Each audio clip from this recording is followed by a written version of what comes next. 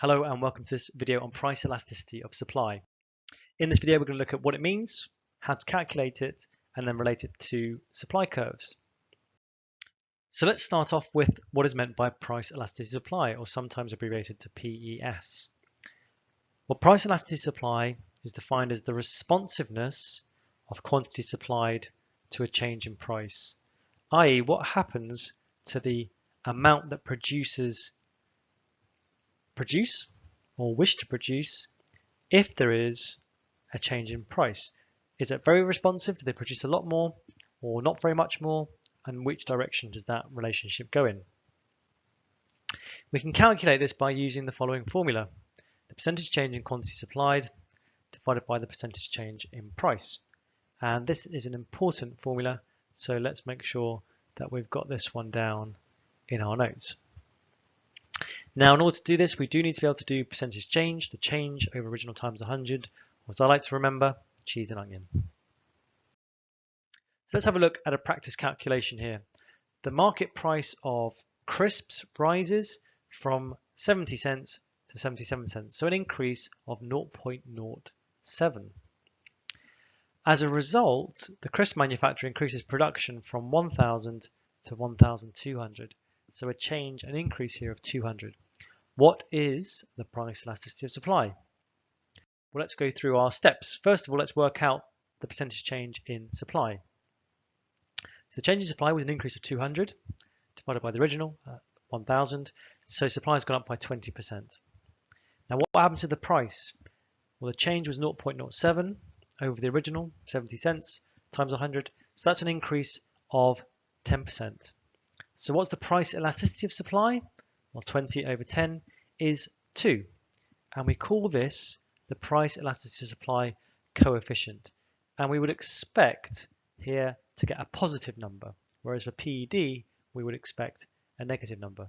Why is that? Because as price rises, we would expect supply or willingness to supply to increase as well. So we're going to get a positive coefficient. So what does that mean?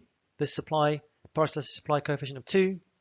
It means for packets of crisps, if the price changes by a certain percentage, the percentage change in supply will be twice as big. We might again use this triangle to help us work out if we're given the PES and we're given the percentage change in price, we can multiply the two together and then work out what the percentage change in quantity supplied is likely to be. So what might price inelastic supply look like or mean? Well, it means that an increase in price will lead to a smaller percentage change in supply. So the price elasticity of supply coefficient is less than 1. How might that look in terms of our supply curves? Well, we're talking about a kind of vertical supply curve here and an inelastic supply curve where we can see that as price changes, as price goes up, there is not much change in the quantity on this axis supplied. Again, a nice way to remember that is it looks like an eye for inelastic. Perfectly inelastic would be a vertical supply curve. Now, why might supply be inelastic? A number of reasons. If firms are operating close to full capacity, there may be no more scope to increase supply. If there are low levels of stock, they can't increase supply very quickly because they don't have any stocks to sell. In the short term, capital is fixed. Firms do not have the time or maybe the resources to build bigger factories and increase supply. Sometimes it's difficult to employ extra factors of production to increase supply, particularly if highly skilled labor is needed. And with agricultural products in particular, you need to grow them. It takes time to grow these things. So you can't increase supply very quickly in the short term. So these are all reasons why supply might be inelastic and we should take them down. What might price elastic supply look like? This is where a change in price leads to a bigger percentage increase in supply. The price elasticity supply coefficient will be bigger than 1, and our supply curve will be much more horizontal. Here, changes in price, a small change in price, leads to a big change in the quantity supplied. And this looks a little bit like the middle of an E, if you were to think about an E looking like that. So E for elastic. Perfectly elastic supply curve will be horizontal. Why might supply be elastic? Well, if there's lots of spare capacity, then a firm or a producer can quickly increase the scale of production if the price rises. Again, if there are stocks available, they could do the same.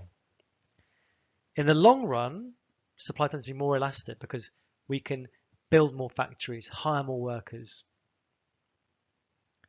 And so we can increase the levels of factory production, and if it's easy to do so, we can supply more if the price was to rise. So here's a good moral of the story. I'd like you to pause the video, read the moral of the story, and it's a good summary of the issues between short-term and long-term price elasticity of supply. So in this video, we've looked at what is meant by price elasticity of supply, how you calculate it, and then related it to supply curves. That's it. Thanks for listening.